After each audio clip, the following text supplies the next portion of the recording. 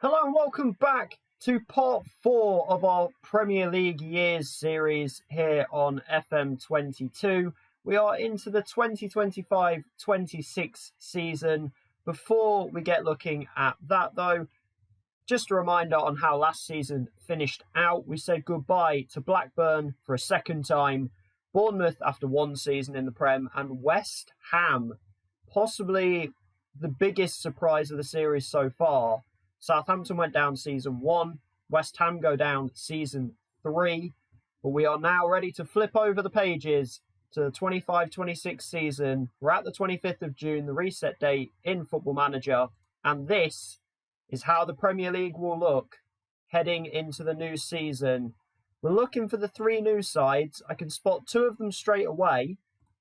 We spot Norwich are indeed back once again. The Yo-Yo Club Yo-Yos. Norwich second in the Championship under Dean Smith. I mean, are they going to go straight back down again? Look at this. Have been promoted or relegated since the 2018-19 season. 4 promotions, 3 relegations. Can they finally solidify themselves as a Premier League club? We also see that I noticed Southampton are back. It took them 2 goes. They lost in the playoff final to Bournemouth last season. This time, they topped the Championship. They come up without the need of playoffs. Managed by Roberto Martinez, who came in 2023. Was that when they were relegated, I think? So Martinez comes in. He gets Southampton promoted at the second time of asking. I'm not surprised that they're back. I was more surprised that they went down in the first place and didn't bounce back straight away. The other club that's come up, as I search through here, and I try to find who it is, it's Crystal Palace. Palace have come straight back up as well. They had to do it through the playoffs, though. They did come third, so they were the closest team to automatic promotion. If we check their playoff path, they came through Nottingham Forest 5-1 on aggregate pretty easily, and they beat Stoke at Wembley 2-1.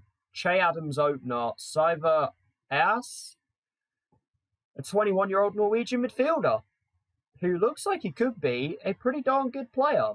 Scored in the playoff final. Was that Tyrese Campbell got one back for Stoke? But not enough for them, so we won't see Stoke this year, but we may well see them soon. But we welcome Crystal Palace back as well. So Palace, Southampton and Norwich are the sides back in the Premier League. We've already seen all 3 of these sides in a previous season, so nothing too inventive there. We do see Fulham going into a second Premier League season in a row. Sheffield United go into a 4th one in a row. Brentford also getting a second because they went down in the original Sim season, actually, the Quick Sim season. Brentford here for a second straight season as well. Leicester trying to get Europe again. And the big talking point, Manchester City trying to go for 6 straight Premier League titles. We'll have a look at any manager movements, if anything has gone down. And the answer is yes. Interestingly, David Moyes... Oh no, this is last year. I was going to say, I found that one a bit weird, but because Crystal Palace are back, it's only mentioning it now. Jess Thorup is the new Crystal Palace manager. I say new, he's been there for an entire season. Got them promoted through the playoffs last year. Former FC Copenhagen manager. So he will get a shot at the Premier League, trying to keep Palace up this time. Were there any other sackings at the back end of last season? The answer is no. So managerially, it looks the same as it did at the end of the season. Obviously, with the new teams promoted in here as well. And then we can have a look at transfers. Just quickly, because we have a massive transfer. And I don't understand it again. Why are Chelsea spending £90 million on another winger? Lukaku's aging, right? So I could understand maybe if they went with another big striker to pair with Mbappe. But you've now got Mbappe, Vinicius, and now Pedro Neto on the wings. Do you really need 3 wingers? Wolves are not complaining, though. They've just picked up £90 million and they've got an entire summer transfer window to spend that how they wish. He was very, very good for Wolves last season. Weirdly, because Wolves had one of their worst seasons of the simulation, but they did come back around later on in the season to finish, I think, roughly 10th, was it? They got around mid-table in the end. They were 11th in the end. But Pedro Neto leaves for £90 million. Going to be really interesting to see how Wolves decide to rebuild on that front. Regarding other 2025 transfers, Leeds will pick up £41.5 million as they sell Pascal Struijk, the Belgian centre-back. So Liverpool again going to centre-back. I believe they bought somebody last season. Did they buy a centre-back last year? Like quite a big name. Yes, they bought Sebastian Bornau last year. So actually, they've got him a Belgian centre-back partner. Bornau is 26, Struijk is 25. Both Belgian internationals, I'd imagine. Yeah, 22 caps for Struijk and Bornau 38. Virgil van Dijk is now 33. He's about to turn 34 for this new season. So they are building slightly for the future here. Joel Matip is now transfer listed and expected to leave the club. So I think that's going to be Liverpool's centre-back partnership of the future. The Belgian pairing, which is quite interesting. Sort of Vincent Kompany vibes with Pep Guardiola in charge, though. As we go down a little bit further, we find some of the January transfers. The next signing we find is actually Leeds using the money they got for Pascal Struijk on Tony Martinez, a Spanish striker from Porto, who has, well, he's scored a lot in Liga NOS. Actually comes over from his lowest scoring season of the simulation, just 11 goals, though he did only play 22 times. Still really high average. So Leeds putting their hopes in Tony Martinez to see what he can do. I realised I've said his name is Martinez and I said Roberto Martinez. I'm not sure which is right. I'm going to end up flip-flopping between the two, so apologies for that. We also find Oliver Skipp heading to Aston Villa for, well, could potentially be over £35 million. He is only 24 and has actually played quite a bit for Spurs. He hasn't been, he started, well, actually I was going to say he hasn't been brilliant. He started off really well and has kind of cooled off a bit and been given less game time. But I imagine that he's going to be getting the game time again at Aston Villa. I said Villa was a good place to be, now managed by Gareth Southgate after Gerrard was sacked during last season. I think Villa could be up there again, hopefully competing for Europe, because I do like this Villa team. I think they've done a pretty good job so far. If we go down a little bit further, we find Crystal Palace buying a relegated Bournemouth player in Jordan Zamora, a Zimbabwean left-back. Not a player I'm familiar with, but is at Bournemouth in real life. Very good on-the-ball player and pretty decent defensively. I think he looks like a good player. I'm not sure I'd have spent, was it 25 million? 23.5 million. Especially on his performances from last season where he wasn't amazing. But Jordan Zamora joins Crystal Palace. So Palace going big on the spending. This is a good one, though. This was a player that I actually mentioned during last season's simulation. Fulham's Yasser Asprilla. He was top, or was towards the top, of, it was either key passes or chances created. He was doing a really good job at Fulham. You see in the end, 5 goals, 6 assists in 37 Premier League games with almost 7.2 average rating. Arsenal pay attention to it, and they make the move to bring in the 21-year-old Colombian. I think that's potentially a really, really good signing from Arsenal. And I think they're a side that are definitely building towards maybe not a title push, but being sort of that third, fourth team consistently. I believe they're only in the Europa League for this season, but I think they can push Champions League again. I seem to quite like a few of the teams that are being built, actually. There are some good sides out there at the moment, and it's not all the big six either. The next player we find is Stephy Mavididi, the English striker from Montpellier. I was going to say coming back to England. Yeah, he actually did start at Arsenal. He left in 2018. So he comes back after 7 years abroad in Italy and then France. He returns to England and back to London, actually, with Brentford.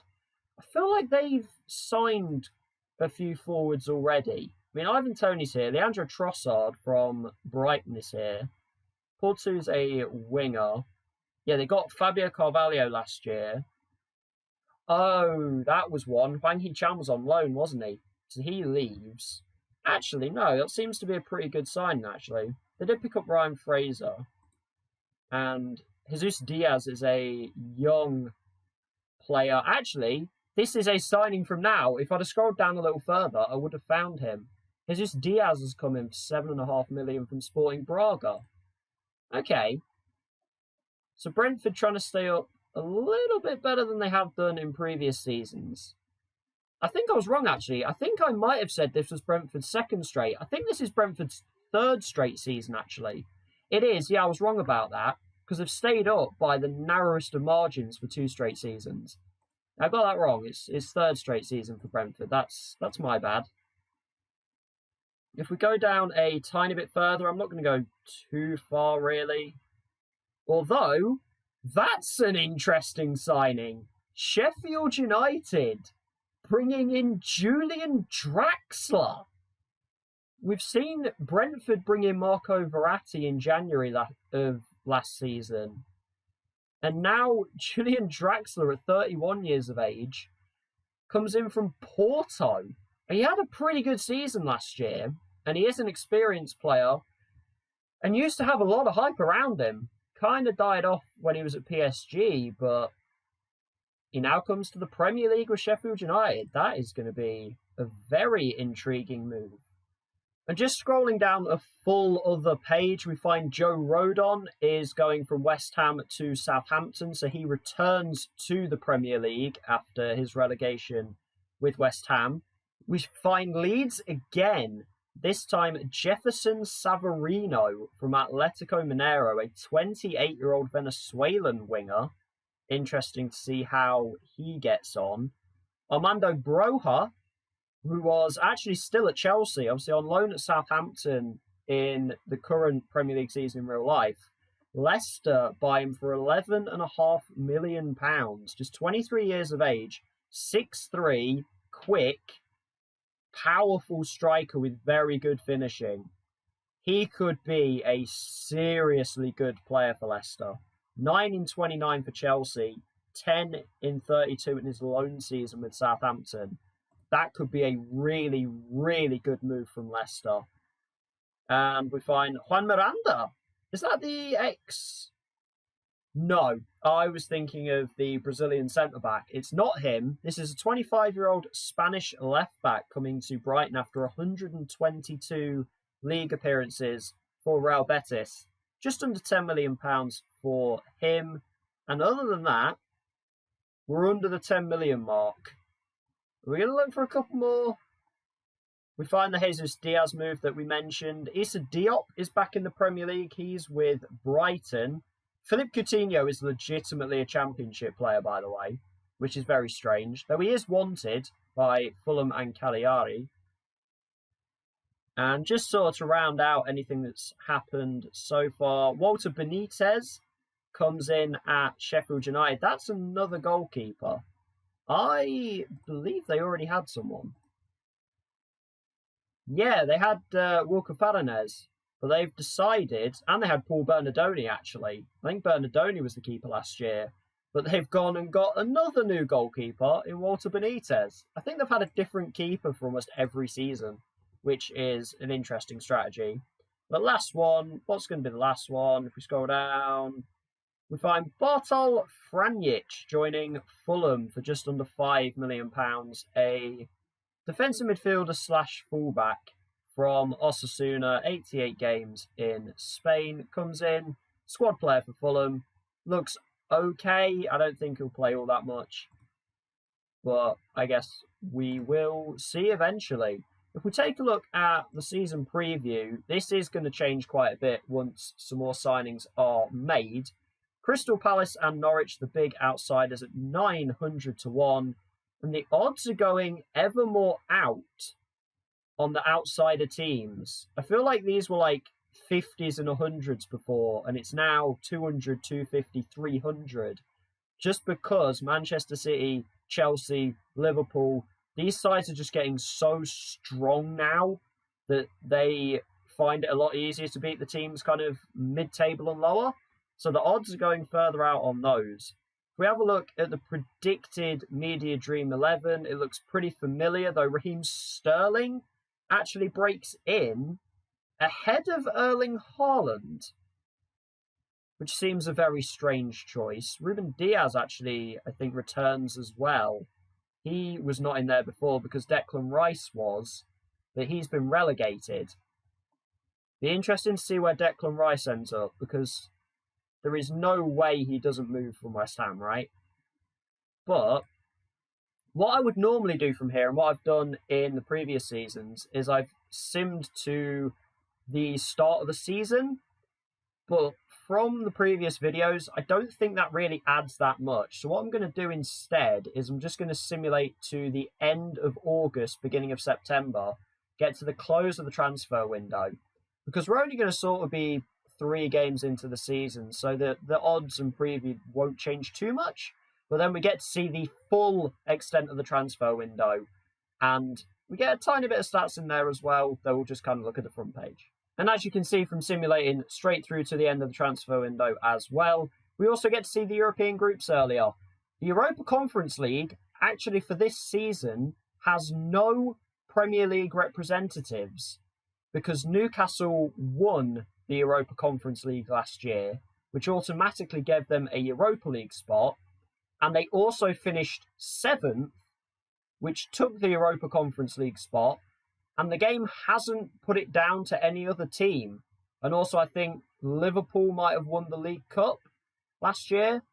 So there is no representation in the Europa Conference League. So it's 3 teams in the Europa League group stage and 4 in the Champions League group stage. Starting with the Europa League, as you can see, Group C is for Manchester United. Arsenal did make Champions League. I've got that wrong as well. My memory not serving me well here. But Manchester United in a group with Club Brugge, PAOK and Legia Warsaw. I would imagine this is a pretty easy group for Manchester United. They haven't been brilliant in this save, but the likes of Bruges, PAOK and Legia Warsaw, I can't see too much happening there. I think it'll be Man United and Bruges to advance and then give Legia Warsaw the Europa Conference League spot. By the way, just notice this. It was Real Madrid last year. It's PSG this year. They crash and finish 4th in Liga and will play Europa League group stage football. Yet Pochettino is still in the job. Okay. Celtic and Utrecht and Gladbach, have fun. That almost looks like a Champions League group. That's kind of out there. The other 2 English sides to make the Europa League, we had Leicester finishing 5th, I believe, last season. They have a group of Villarreal, Fenerbahce and FK Astana, as Astana appear again in a Premier League team's group. Villarreal is going to be very tricky. I believe Newcastle took them out of the Europa Conference League last year. But Fenerbahce is an edgy one. Astana should be fairly simple. I think the group might finish Villarreal, Leicester, and then Fenerbahce in 3rd. I think Leicester will just sneak through. And then Group G, we see Newcastle as they will face Red Star, Sporting Lisbon, and CFR Cluj. Sporting Lisbon should be a tricky one along with Red Star, but I think Newcastle are at the point now. Like they were predicted 4th quite early on in the season predictions, so they've even moved up to potential Champions League football. I think they should win the group. I'll probably put Sporting Lisbon for 2nd and Red Star 3rd, I'd say. And then the Champions League group stage for Premier League clubs. Liverpool, as the reigning champions, actually get Group A alongside Barcelona, Stade Rennes and Dinamo Zagreb. Barcelona, obviously, the standout tie in that group. That will be a couple of corking matches with how good Barcelona have been in this save. I say that they've played Europa League like twice, but Barca, when they've actually competed in Europe, they've done pretty well against Premier League clubs.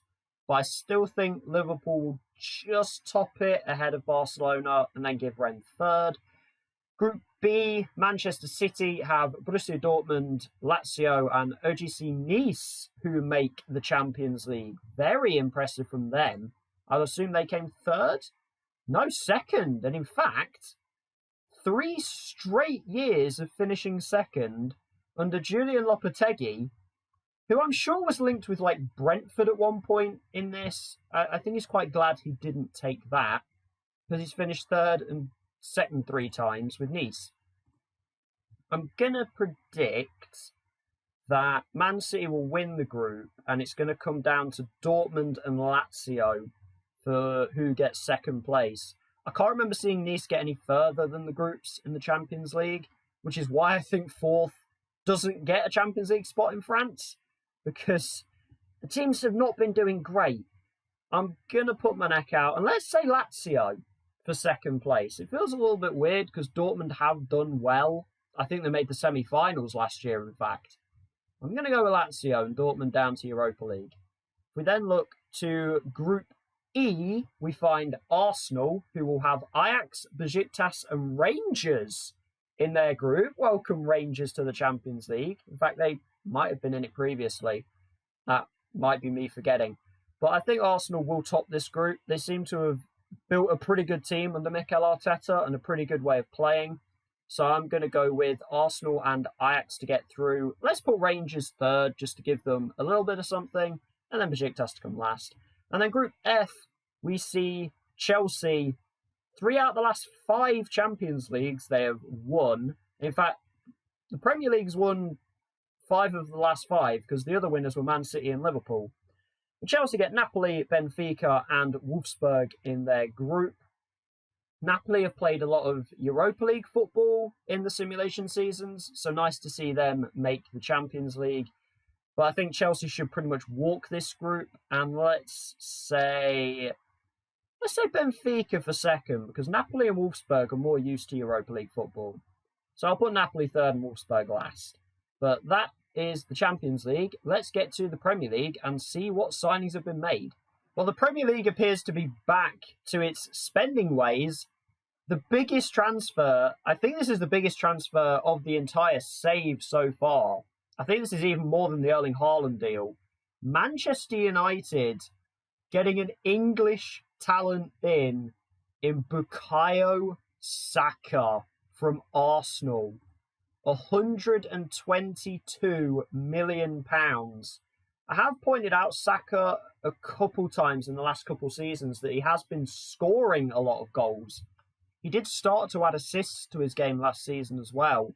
Manchester United splashing the big money on Saka. Has only played 1 Premier League game so far of the 3 with an assist in that game. He has been here since the 29th of June, so he's gone through the preseason and everything with United. Only 1 appearance though. Is he injured? Yes, he's got a twisted ankle. Okay, that explains a little bit more. The next biggest transfer, £62 million. Once again, another English player. Newcastle head to Brighton to bring in Tariq Lamptey. Now that is quite an interesting one. Obviously, absolutely rapid. We've seen him play really well for Brighton in real life. FM-wise in the simulation, he wasn't doing all that well until last season, where he did step it back up again, had a better year. Newcastle decide now's the time to strike, and actually in his 3 appearances for Newcastle, he's played really, really well. So Tariq Lamptey, now at Newcastle. What this does mean is that, so Wolves have picked up quite a lot of money from the Pedro Neto move. Brighton pick up quite a lot there. And they've also sold Ozan Kabak for £52 million. He's gone to AC Milan. That's a lot of money for Brighton and Wolves right there.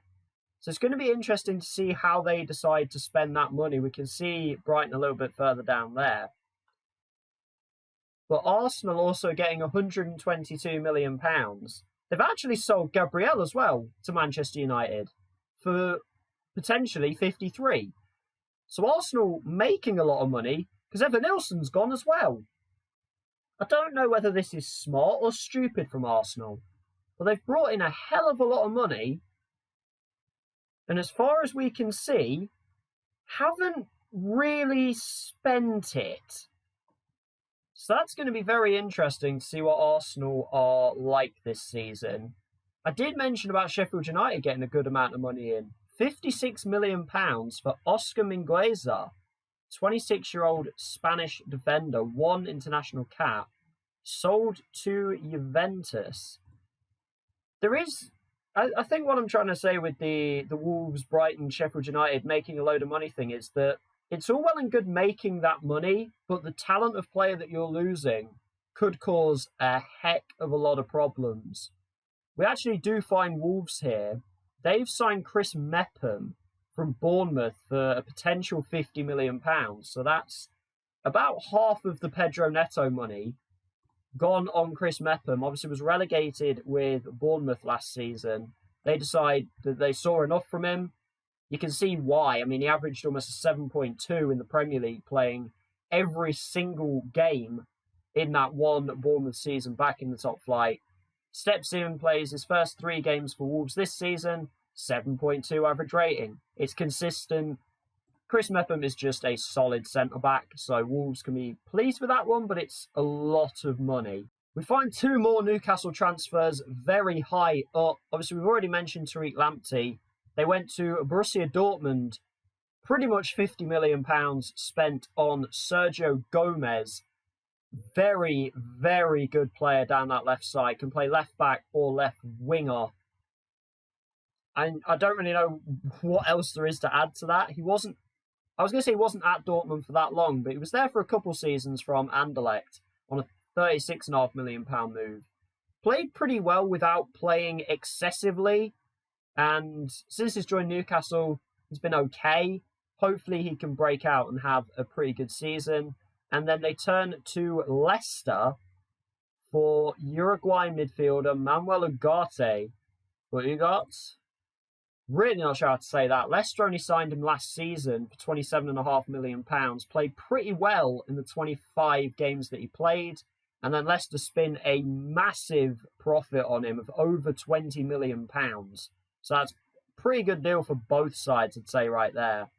Man United are busy in this window. They want Champions League football again. As we mentioned, Gabriel and Bukayo Saka from Arsenal.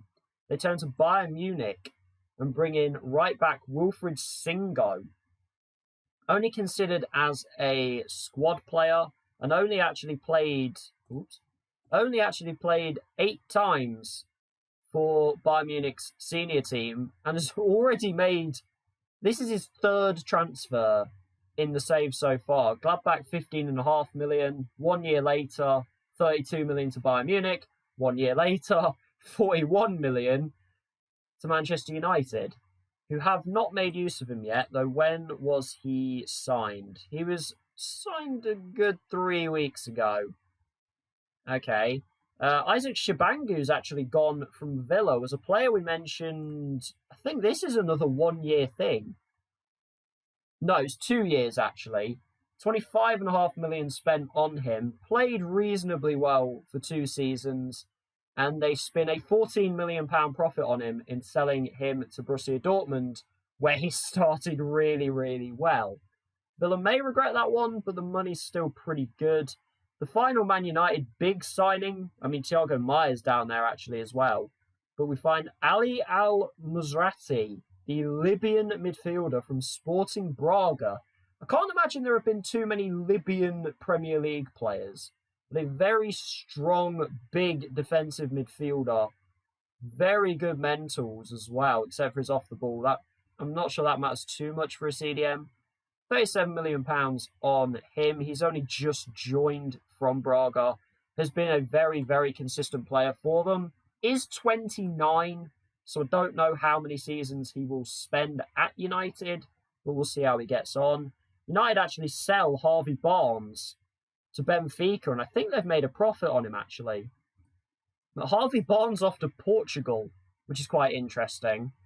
And you make that the 26.4 million, yeah, they actually gain about £6.5 million on Harvey Barnes, so that's not worked out too badly for United. I'm wary of this dragging on for too long. That Jared Bowen is to Manchester City. Obviously, West Ham's relegation sees that move. Agustin Alvarez Martinez was a player who was doing quite well for West Ham. He makes a big move to Crystal Palace. So Palace really do not want to go straight back down. They're not feeling that. We get Kekai going to Aston Villa. This is the thing with Villa. This has been their tactic. They've found the players that have high potential, and they've taken a shot on them. Like Yusuf Demir, obviously they spun a massive profit on him when they sold him to Real Madrid. Who was the other player? There was somebody else that I mentioned was a really good signing. Obviously they signed Oliver Skip earlier this window.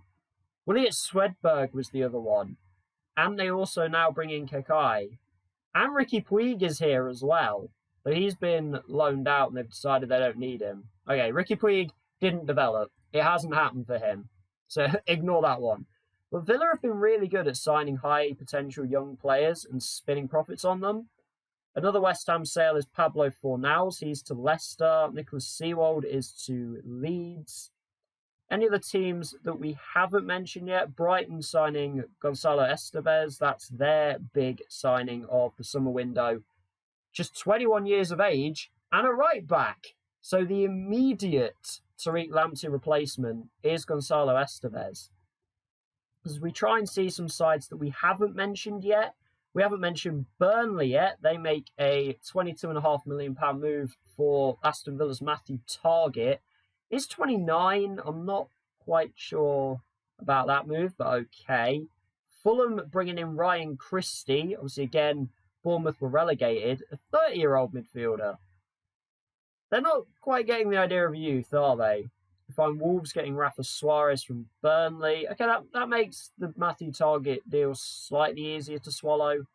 Fulham again with Kike Barja. Trying to find some teams. Chelsea, Alejandro Balde. I mean, Chelsea obviously made the massive move for Pedro Neto right at the beginning of the window. They now bring in a 21-year-old Spanish left-back from Barcelona. Feels like another one of these where he's going to play like 3 times. Fulham bringing in Keane Lewis Potter, formerly of Hull. They buy him from Watford. Misawagwe to Leicester. Harry Maguire's gone. Okay. Bye-bye Harry Maguire. He's off to Italy at 32 years of age. But Inter Milan. Okay. So Manchester United need a new captain. Norwich on their first season back in the top flight. Their biggest signing their biggest signing of the window, is Johan Wissa, the ex-Brentford forward. Was at Rangers last season. Actually, he was at Rangers for quite a few seasons, actually. 10 goals last season for him. Okay. I don't know if Norwich are going to stay up or not. If we try to find any others. Okay, Coutinho is in the Premier League. Philippe Coutinho will be playing for Fulham.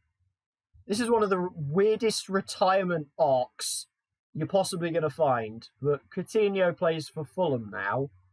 Tyrone Mings is gone. He's gone to France with Marseille. Junior Firpo is back. The ex-Leeds left-back, now with Norwich. Let's see if we can find anyone else. I don't think we've mentioned Everton yet. Daichi Kamada, Japanese attacking midfielder from RB Leipzig, formerly of Eintracht Frankfurt as well. Maybe good for a year or two, but I think Everton might be going the wrong way when all's said and done. But seemingly that is about it, really.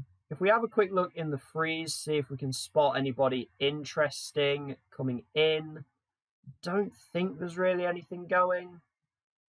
We've got David Chartier coming into Tottenham. That's a new gen player, actually. Okay.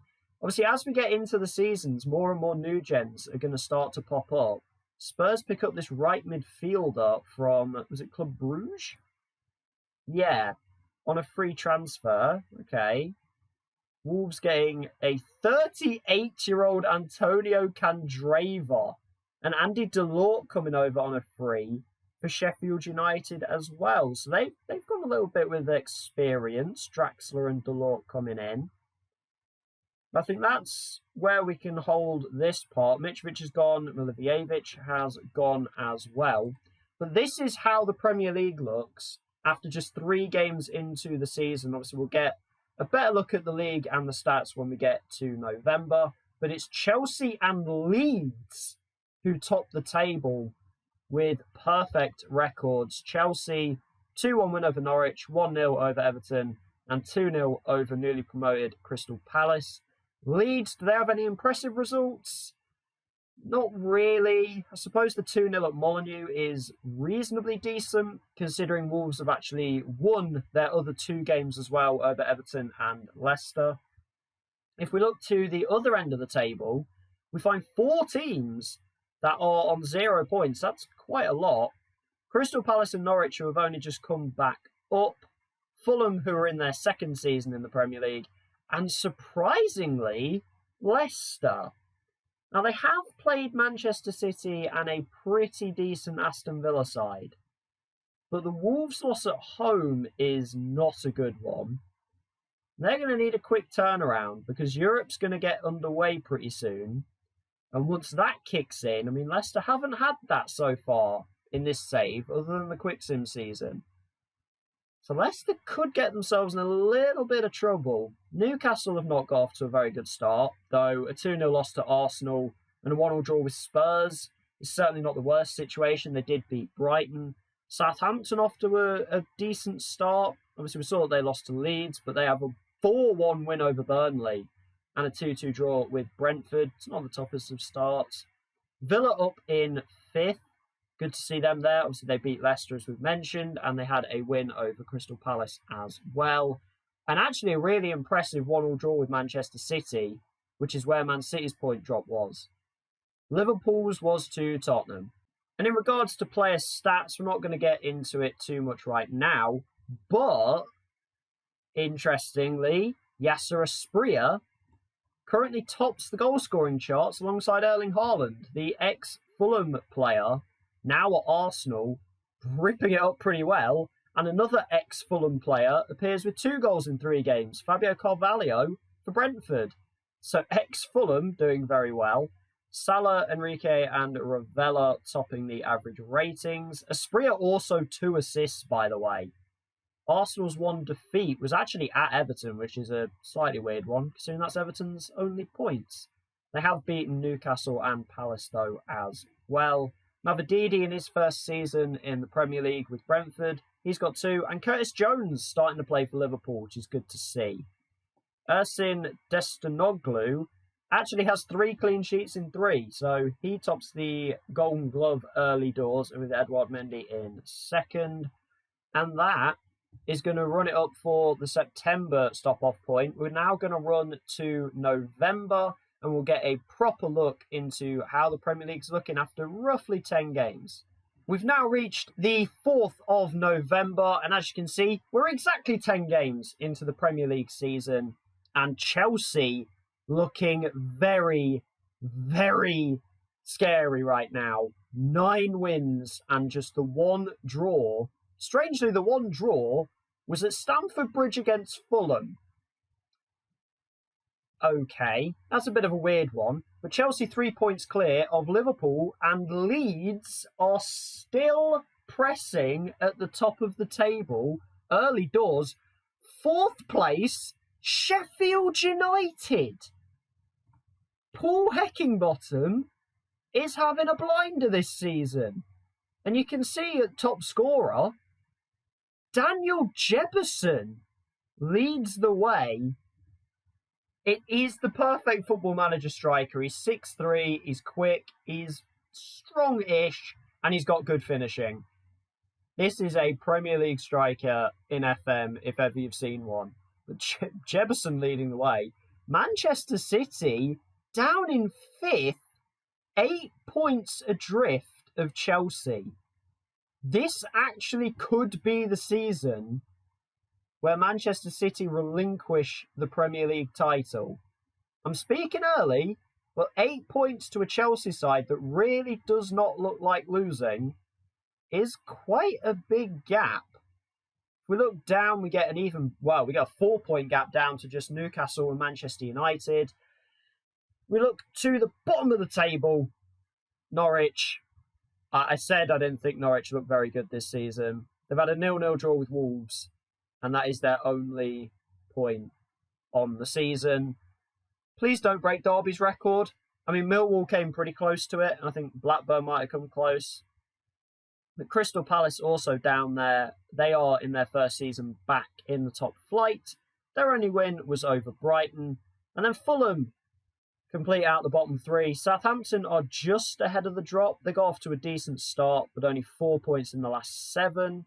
Fulham have 1 win as well. That was actually over Norwich. And of course, they had that 1 draw with Chelsea. They've also drawn with Arsenal. Don't really know what's going on there.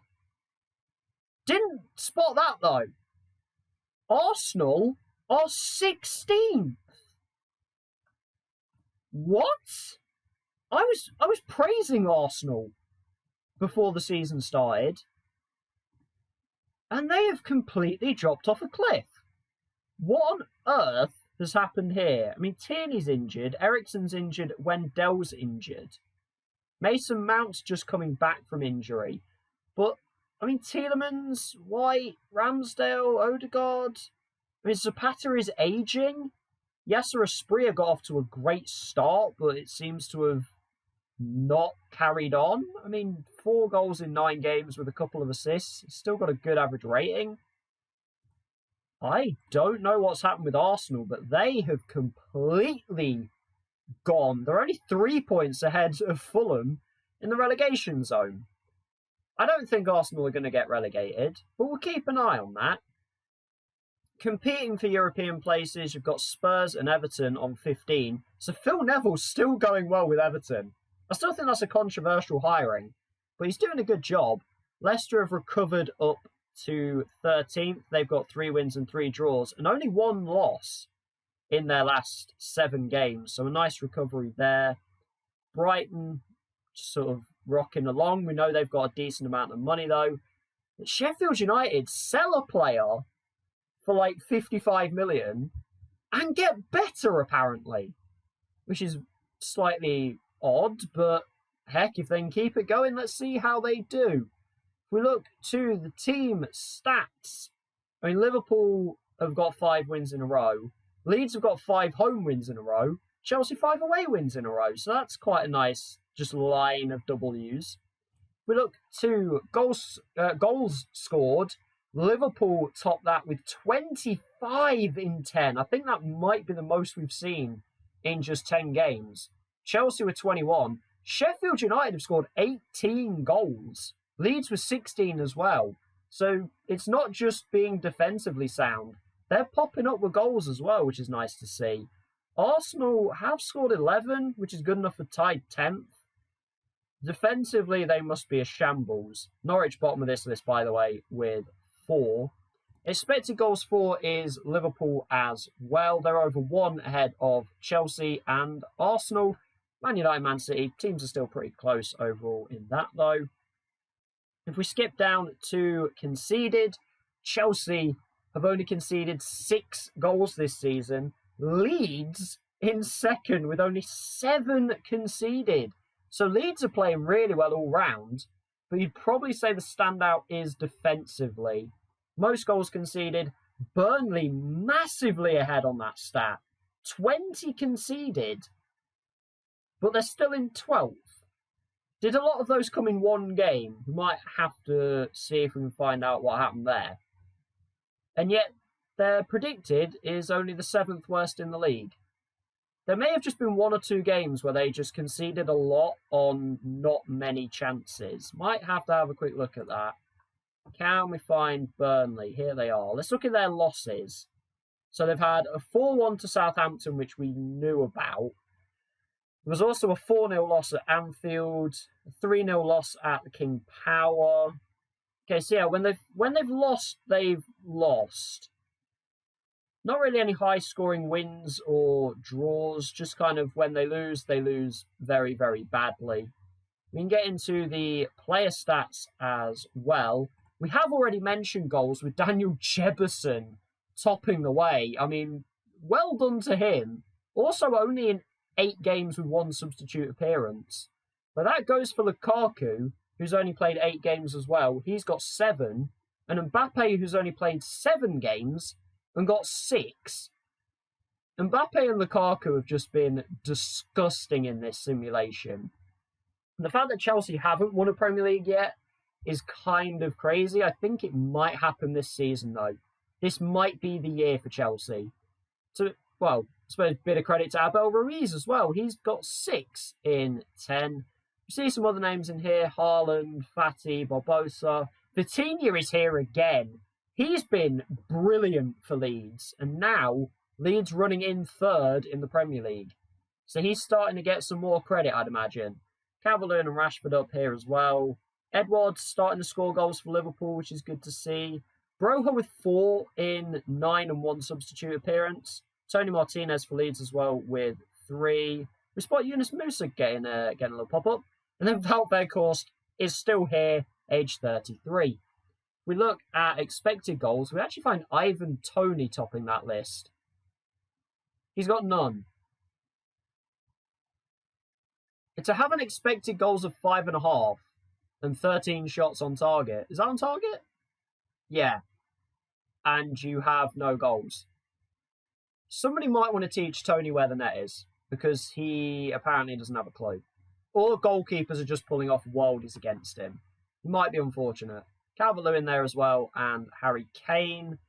Average minutes per goal, by the way. That's interesting. When did Mauro Icardi turn up at Leicester? Literally this season, he was, well, just over £5 million. He is now 32, so that's why that was so cheap. But yeah, there you go. Mauro Icardi is at Leicester. Jesse Lingard, by the way, nipping in with Aston Villa. Obviously, these are more guys that are coming off the bench and just happen to have found a goal or two. So Daniel Jebbison is kind of really top of that because he's actually starting games. So I'll give him more credit on that one. We get to conversion rate. We can have a quick look at that. Mauro Icardi tops that at 66%. Don't know why it says 5 players. That's not right. Something is a little bit off there. If we get down to assists, we actually find Curtis Jones topping it. He started 6 games and made 2 substitute appearances and racked up 5 assists in that time. So it's really good to see Curtis Jones starting to step up for Liverpool. A few guys chasing him down with 4 assists, including Trossard, Marcelino Nunez, a Chilean something, attacking mid for Fulham, not a player I'm very aware of. Kai Havertz is up here again, and newly Manchester United, Bukayo Saka also up here. So that's good to see him still doing well, even at a new club. If we look to key passes, we find Newcastle's new addition, Sergio Gomez, topping that with 23 key passes and absolutely no assists whatsoever. Thanks, Newcastle. João Henrique doing very well from left back for Leeds. And Leandro Trossard also up there for Brentford. Look at chances created. Martin Ødegaard leads that by an absolute country mile. There's a bunch of guys chasing him, all on 5. The likes of Wilfred Ndidi, who we haven't mentioned too much in this save.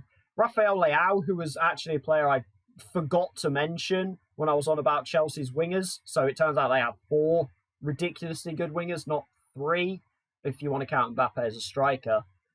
But we also find Thomas Handel. I don't know how he's Portuguese. His name certainly doesn't sound it, but Thomas Handel. And we can roll down to some defending. Because, you got to give credit to the defenders as well. Aaron Hickey tackles per 90 minutes.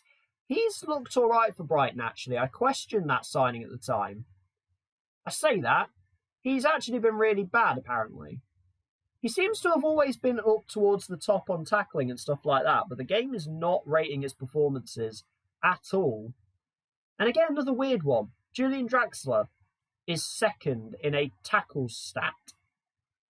That one a little bit odd, but Enrique not just assisting, by the way. He's won the most tackles in the Premier League.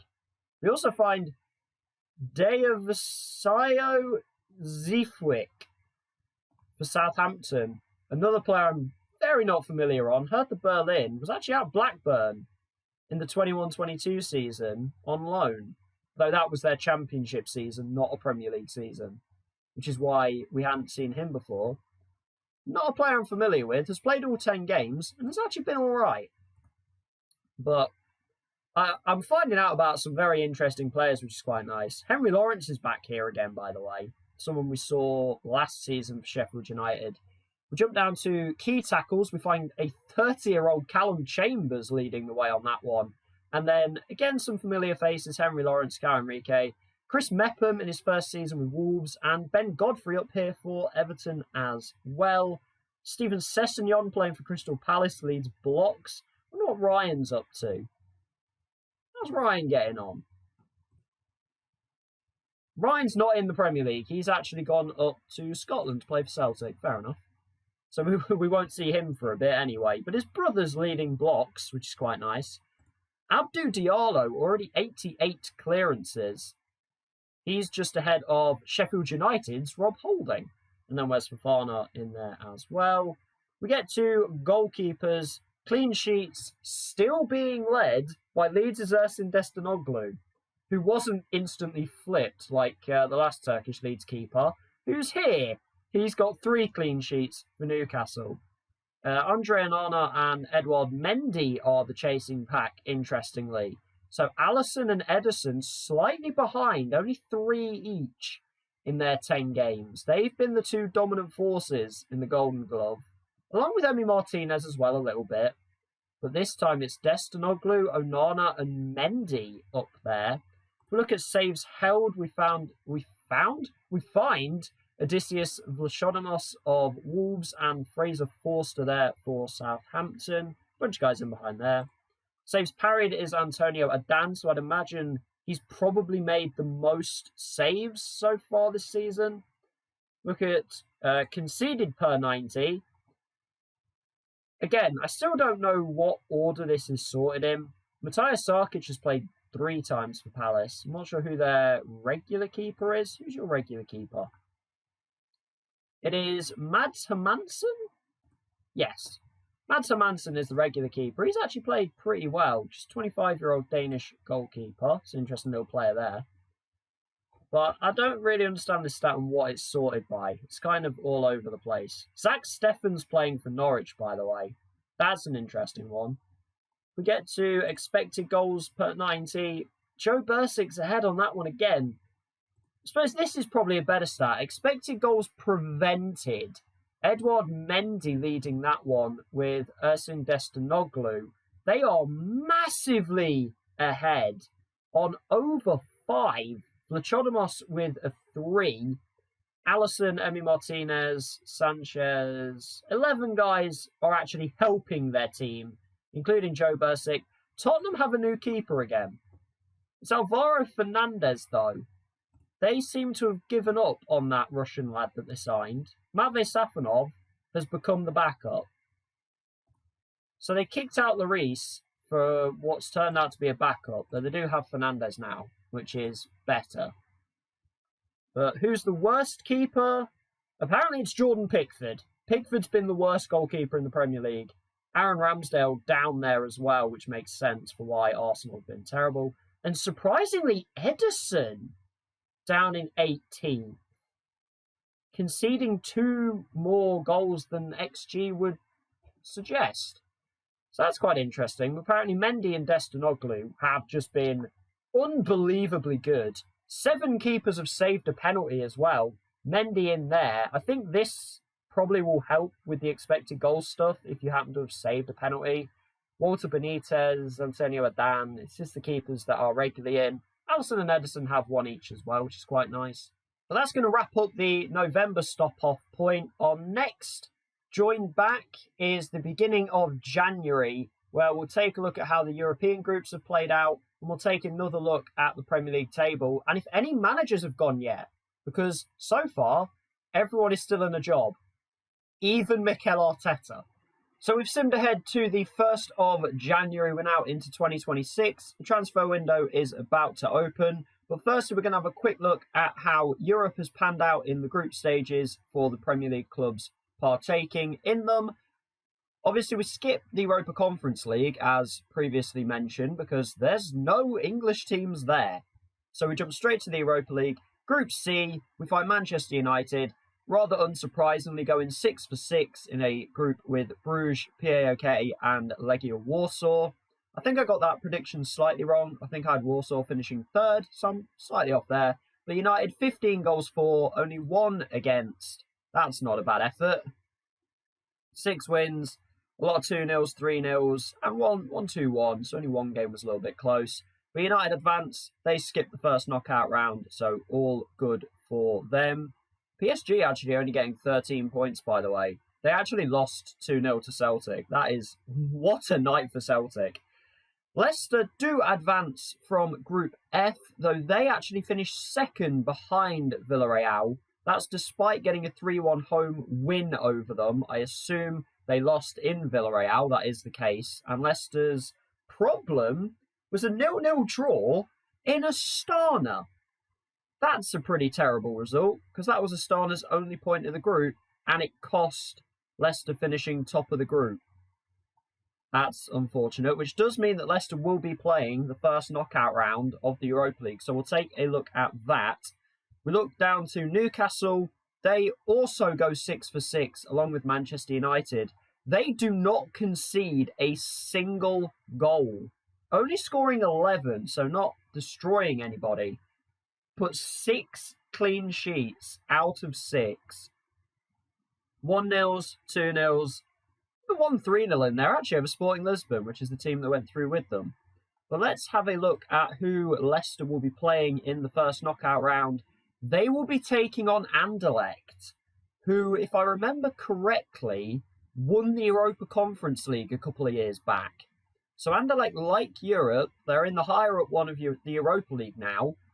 It's not the easiest fixture for Leicester, but it's still one they should be coming through. But we'll see how they get on later on.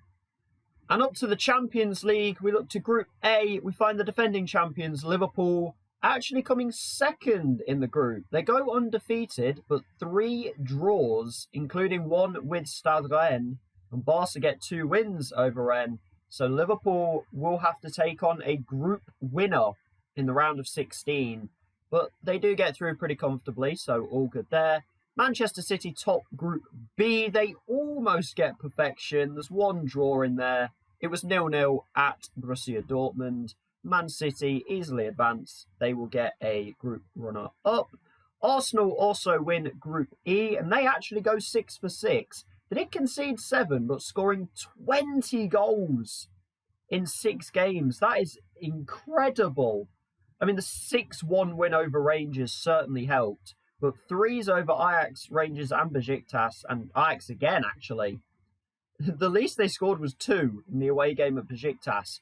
Arsenal, free-flowing football in the Champions League. They advance alongside Besiktas, actually. So well done to Besiktas, who have done well in this save.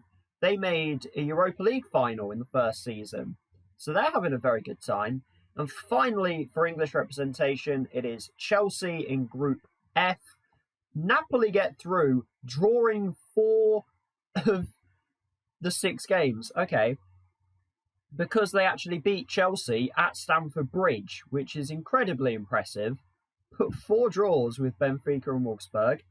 Pretty impressive there. But Chelsea-wise, they get 4 wins, including 2 4-1 victories, actually both away from home, and then 2 3-0 victories at home. So their goal difference did look pretty good. If we look to the knockout stages, obviously all 4 teams will be involved. We find Liverpool getting actually a pretty decent draw for being the side that came 2nd in the group. They get Porto, which is probably the easiest game of the lot. Maybe Leipzig is sort of level. But Liverpool got to be happy with that draw. Arsenal will take on Borussia Dortmund. Dortmund making the semi-finals last year, so that is a tricky one. Manchester City get Real Sociedad again. I think that's 2 years in a row that has happened. And Chelsea get the defending Europa League champions Real Madrid in the last 16. So that is going to be a very big tie. I think Chelsea can come through it, though. They are a real powerhouse. Well, once again, I was going to say now, but they kind of always have been. We now return to our main point of focus with the Premier League. And wow, a lot has happened managerially in the last 2 months. There have been 6 managerial changes. Dean Smith was the first of those at Norwich. He was sacked for poor results. And I think they had 1 point after 10 games. So that is completely unsurprising that he was gone a week after we stopped the simulation. He is replaced by Vincenzo Montella. So the Italian manager in England theme seems to be continuing. He comes over from Cagliari in Italy, originally from Adana Demirspor in Italy. Looks like a very good manager, so I think Montella will do all right, though I assume Norwich will probably go down. We find the next move. That was the 19th of November. Marco Silva leaving Fulham by his own choice. He has actually become the Portugal national team manager. That feels like strange timing. That's got to be the end of an international break that Portugal have sacked the manager, or their manager's left to take a club job, and Marco Silva has decided to leave a Premier League job to take on a national team job. He is replaced by Turkish manager Onda Karavelli, who, well, his last job was Besiktas, and he was gone in 2021.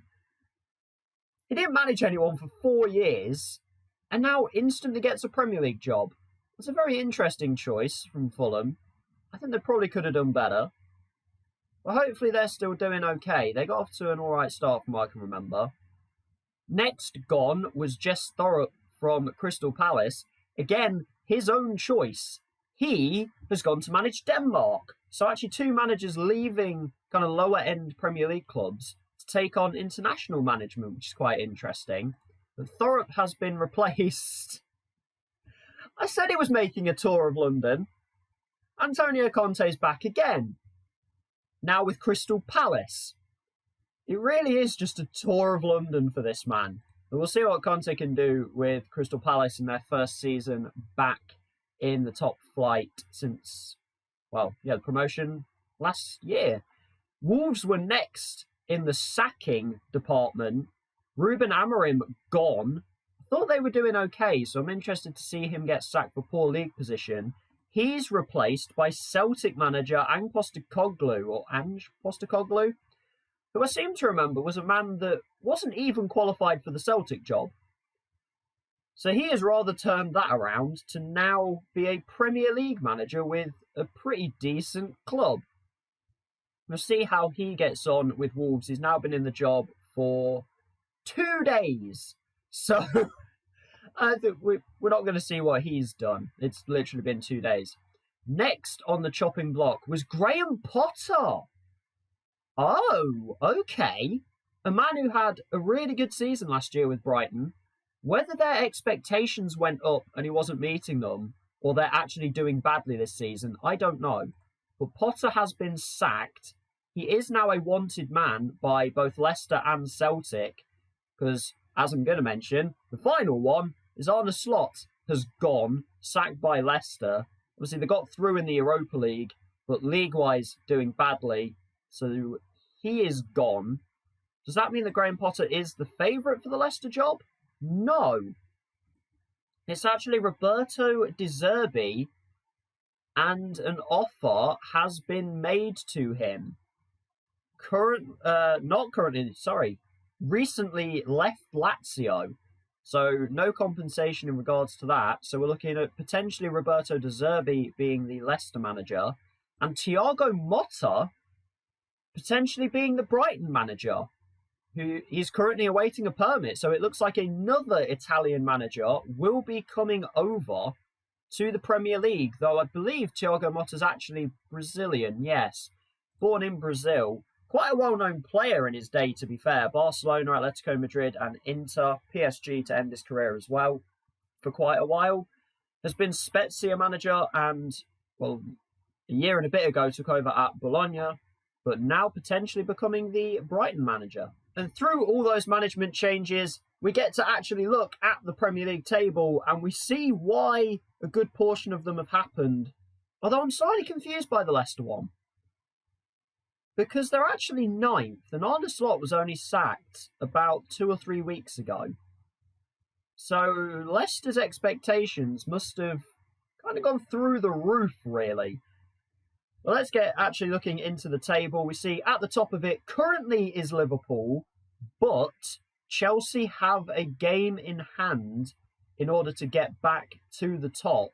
And it's becoming a little bit of a two-horse race between Liverpool and Chelsea. Man City outside looking in right now on 38 points, tied with Leeds. Although Leeds have played 20 games, but look at Sheffield United. They are still going strong. I really thought one of these two would have fallen off by now in the last 9 or 10 games that we've seen. They're hanging on in there though.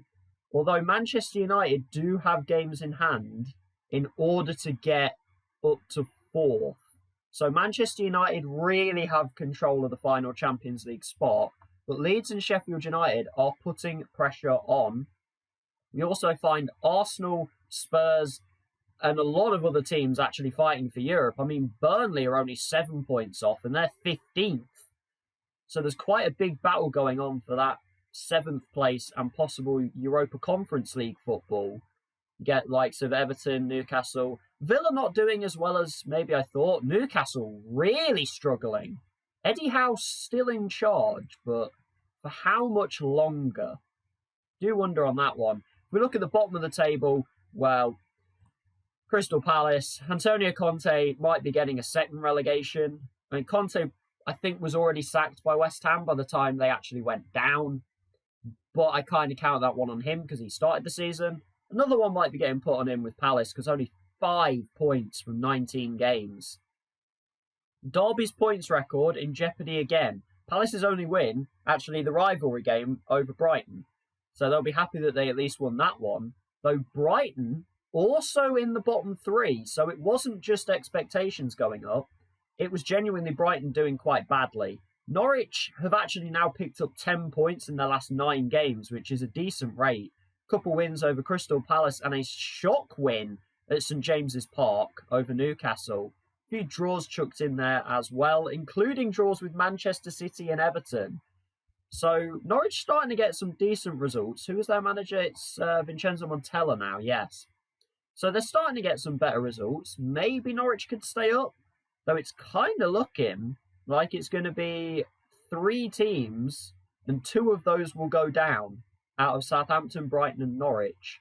We look sort of mid-table obscurity as well. I was going to say mid-table obscurity, but it's actually 16th. Brentford are just kind of in their own little world there. We'll have a tiny look at player stats. We're not going to dive into it. We'll wait till towards the back end of the season for that. But we can see Jefferson is still here. He's tied for the Golden Boot right now on 11 goals with Romelu Lukaku.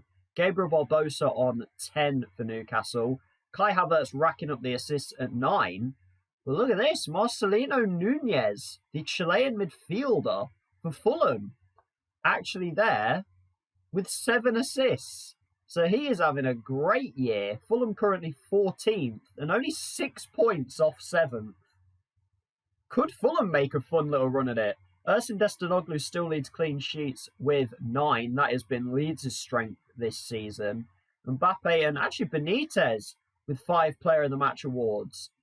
So Walter Benitez has been an absolutely superb signing by Sheffield United. Averaging almost 7.2 in his 18 games played. Just 21 goals conceded. He's been absolutely brilliant for Sheffield United. And then just yellow cards, Paulo Diaz, Antonin Barak. So it's a fun one to look at. But the next plan is to come back at the end of January, beginning of February, and we will take a look at how the January transfer window goes and if any other managers get sacked or replaced. 6 in 2 months is a lot. Here we are now on the 3rd of February. We've jumped through the next month. We've got through the January transfer window. And the astute among you looking at the dates of transfers will see that not a lot has happened. Well, not a lot at the high-end transfers anyway. I'm only spotting 2 right now, and the first one isn't out. Timo Werner, gone from Chelsea. It makes a lot of sense. I mean, Lukaku is like 32 or 33 at this point. They've signed so many high-profile players that Werner just doesn't really fit the squad anymore. So a potential up to £33 million from Real Madrid for him. The biggest transfer in is a name that I probably didn't expect. Bright Osayi-Samuel, brought in by Wolves for £26 million. A man who has played well for Fenerbahce, except for this year, when he actually gets his big money move to the Premier League. Came through the Blackpool youth system, went to QPR, pretty cheap transfer to Fenerbahce, and now gets a big money move to the Premier League with Wolves. I did not expect to see him being the biggest transfer into the Premier League in a transfer window, but there we go. We actually say goodbye to Tanguy Nianzou. This was a player I mentioned in the very, very first video of this series, the first season. Manchester City signed him, and I really thought that he would kind of disappear and not really be seen. 46 games is actually more than I expected. He ended up playing sort of half the games in the first couple of seasons, and then just vanished. Only 2 games this season, and makes a £25.5 million move to Atletico Madrid. So actually a lot of outs so far. We're still looking for 2026. We find another out in Billy Cometio, another French centre-back. He heads off to Ajax from Liverpool for £18.5 million. There really aren't many ins, are there? Tommy Doyle leaves Manchester City. He heads to Championship West Ham. That's a central midfielder. We may well see him pretty soon. I'd imagine West Ham will probably bounce back. Here's the second highest transfer fee of a player moving to a Premier League club. And it's actually Ainsley Maitland-Niles bouncing from Arsenal to Aston Villa. Age 28, by the way. Maitland-Niles has kind of just rotted at Arsenal. He's played a little bit. Only 2 appearances in the first half of this season, with just a 6.4 average rating. Villa dive in to rescue him. I don't know how much he's going to play at Villa, but it's got to be more than at Arsenal, right? I mean, the guy has barely played. We actually see another player leaving, an Axel Disasi from Wolves. Not a lot has happened in this window. Sheffield United making a player exchange and £14.5 million for Jay Matete, an English central midfielder. Not one I'm familiar with. Actually came through at, Reading and Fleetwood. Sunderland brought him in 2021. Watford made a big move for him. He's actually played really well in the Championship, to be fair. And now gets a chance at the Premier League. The player exchange... Who was the player exchanged? It was Ian Mills. That might be a new gen player. So just to add some context to the deal, this is Ian Mills. He is a 19-year-old new gen player. Good heading, but only 5'9". I mean, he looks okay. Watford consider him a future prospect. He might be something. Getting a full fresh page up, we find at least a couple more transfers. Cesar Montes joins Leeds United from CF Monterrey. Leeds seem to like their Mexican players. That seems to have been a little bit of a theme, I feel like. Or at least Central American players. Or Southern American players, because one was Venezuelan. The Americas is where Leeds are looking to, and it's working for them. They're bringing Montes, a 28-year-old centre-back. We also spot Domingos Quina coming to the Premier League, or is he coming back to the Premier League? Yeah, he's coming back. He was a Watford player. So Chelsea brought him in, West Ham had him in, Watford got him for $1 million. He bounced around the London clubs a little bit. Actually headed off to Dortmund in the save for a little bit. Couple loan spells with FK Astana in Kazakhstan, playing in European football at least. And now Wolves decide to bring him in. So Wolves are the team making the big moves right now. Does this help them though? And can they actually get a decent finish? But Kenya back in the Premier League. Lloyd Kelly making yet another move. This man has been at about 4 different clubs. He leaves Brighton for Brentford for £12.5 million. We've seen all 3 of these transfers appear in the list. Lloyd Kelly cannot keep to one team. He is all over the place. What else can we find? We find Everton making an £11 million move for Israeli international centre-back Ofri Arad from Udinese. Not a player I'm familiar with at all. Has come from Maccabi Haifa through Udinese. We look at him, I mean, he's only 5'10", so I'd rather put him in at CDM than centre-back. But Everton obviously deciding that he can be a rotation player. Not sure how well that'll work. They actually do get £11 million, though, in selling Vladan Kovacevic, who was a backup goalkeeper for Everton for a year. So at least they get an all right amount of money there. John Stones makes a very interesting move as he heads from Manchester City to Arsenal. So Arsenal deciding they want a little bit of experience at the back. A good debut for John Stones, to be fair. That's an interesting signing. Daniel Podence bounces from Wolves to Brighton as Brighton try to keep themselves up. He is now 30, so slightly older player. Mads Bidstrup makes, well, an interesting move, actually. Relegation candidate teams making a transfer. Mads Bidstrup joins Southampton, the Danish midfielder who was at Norwich, originally at Brentford. That's interesting that 2 teams fighting relegation would come to a deal on a player. Can we find anything else? We find Sheffield United making a good signing in Joe Worrell. Long time Nottingham Forest centre-back. A pretty good championship player at least. We know Sheffield United are fighting for Europe this year, so I'm not sure how well Worrell fits that, especially at 29 years of age. But, I mean, he's a pretty solid player. And we find Arsenal getting Agustin Almendra, 25-year-old Argentine midfielder. He is playing a little bit. He's made 2 appearances since joining. Not the kind of standout player I would expect Arsenal to be going for. In fact, they haven't really made a standout. John Stones and Agustin Almendra, not really what I was expecting. Now let's find ourselves a couple more transfers before we look at the league table. Anwar El Ghazi is back in the Premier League. Played for Villa, played for Everton, moved on to Rangers actually for a few years, and is now back. He has actually scored since he returned. That's another bit of a weird one, but Southampton trying to keep themselves up, so if it works, it works. And Brentford actually head to Mexico for a transfer as well. They bring in Alan Mozo, a Mexican right back. Mexico is getting some good representation in the Premier League in this save, which is nice to see. And Anthony Robinson returns to the Premier League with Southampton, though he is currently injured. So he hasn't made a Southampton debut yet. Can we find one more? Moses Simon's gone. Not that Edison, right. Edison's gone, not the Manchester City one.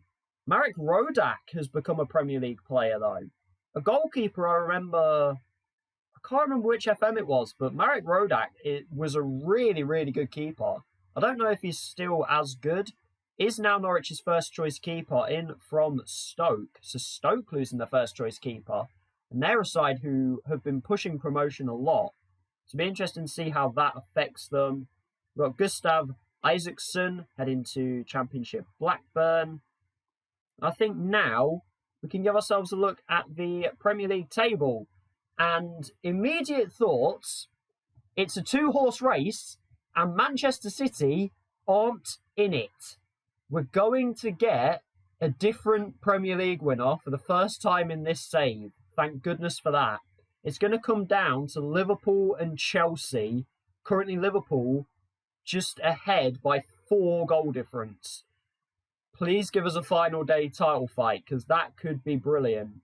Leeds up in third, though they've played a game more than Manchester City. So Manchester City are kind of de facto third. Arsenal have had a really good recovery, because actually, from what I remember 10 games in, they were 16th. They have stuck by Mikel Arteta. I really thought he was going to get sacked. They've stuck by him, and he's producing now. He's got them back up into 5th position, although Manchester United with a game in hand to get into 5th. So really Arsenal actually more likely 6th. We see Spurs in 7th. We see Sheffield United have fallen off a little bit. I mean, they're still there or thereabouts, but Newcastle actually have a game in hand to go level with Spurs. We find Leicester, Everton, Villa. Fulham still doing well. Fulham should stay up, so that is good to see. Fulham should get another season. Although, less on the good side, the 3 promoted sides look like they're all going straight back down again, which does suck, because Brighton have actually got on a little bit of a run. Actually, that is something to check. Who were hired? Okay, it was the 2 men that were expected to be hired. Motta was actually hired just 3 days after we left off at the last stop-off point. De Zerbi was actually a couple of weeks later, but he did come in at Leicester as well, so the expected managers took the expected jobs. But Fulham going well, Wolves disappointing to be down that end. There's kind of like, we've kind of got Liverpool and Chelsea in their own little world. We've got Leeds down to probably about Newcastle, but then you've also got Spurs down to probably Everton. And then you've got Villa down to Brighton, and then you kind of got the bottom 3. There's little groups have kind of set themselves out in this. We have another really quick look at player stats. Lukaku's pulled clear at the top of the goal-scoring charts. I think he's on for a 3rd straight Golden Boot. Kai Havertz leading assists, though Odegaard and Salah are now the 2 men right behind him. And we've got at least a 3-way tie for clean sheets, with Andre Onana. Ersin Destinoglu, I think, has only got 1 in the last month. And then Edouard Mendy up here as well. So good to see Mendy and Onana doing well. But the next stop-off point is going to be April. So we'll have another look at how Europe's going for the Premier League sides. And then we'll get back to look at the Premier League table, and we'll take a better look into the stats so far. We're now on to April 1st. And firstly, checking the Europa League knockout stages so far up to this point. Leicester were the only Premier League side to come in at the first knockout round and actually advanced past Anderlecht pretty easily with a 5-0 win, which is better than I expected, and then took out Feyenoord in the round of 16 5-3. Newcastle coming in the second knockout round. They actually had Stade Rennes, and they took them out 3-0, so a pretty impressive win there. But what that does mean is that Leicester will play Newcastle in the Europa League quarter-finals, which makes for quite a tasty tie.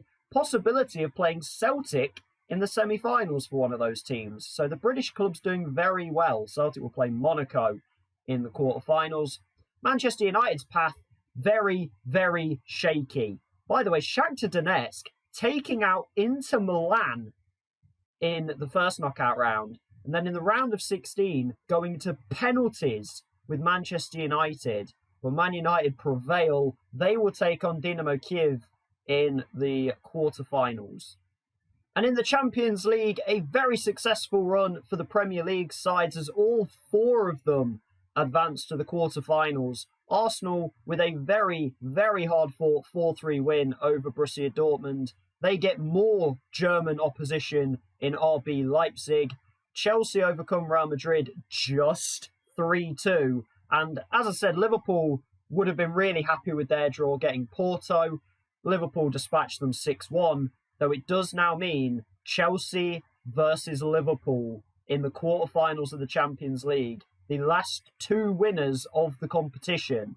The final Premier League side represented, Manchester City overcame Real Sociedad 5-3. They will take on Juventus in the quarterfinals.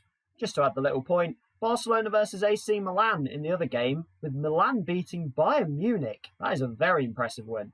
And back to the Premier League check and back to a manager check, because 3 more managers have been sacked. We've had 9 managerial changes in this season. I've mentioned in a couple of the other seasons that hardly any had happened. Every club's gone mental this year. Villa were the first to pull the trigger on the 14th of March. They sacked Gareth Southgate due to a loss of confidence from the players, which is the first time I think we've seen that as a given reason. Sean Dyche was next to go 6 days later. He's been sacked for poor league position, which maybe means that Burnley weren't as safe as I thought they were. And the same would go for Brentford, because they've sacked Leonardo Jardim, citing risk of relegation. Now, I thought those 2 teams were pretty safe. I called it Southampton, Brighton, and Norwich at one point. And then I called it the 3 teams that were in the bottom 3 were the 3 going down. So something has happened to make that change. And if we look at the table, what has happened to Brentford? Because, well, Southampton, for one, what a recovery from them. They stuck by Roberto Martinez through this whole process, and he has come good in the second half of the season. They've gone on a great run, and they're now 7 points clear of relegation with a game in hand. So Southampton look like they're actually going to stay up, which is very impressive. And now Brentford really do look like they're going to go down. Palace are, well, almost down. I mean, there's 9 games left and they're 15 points adrift.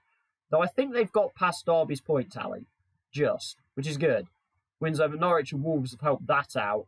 Let's look at the top end of the table, where we find Chelsea starting to run away with the Premier League title. Liverpool do have a game in hand, which will get them within 5 points with 8 games to go.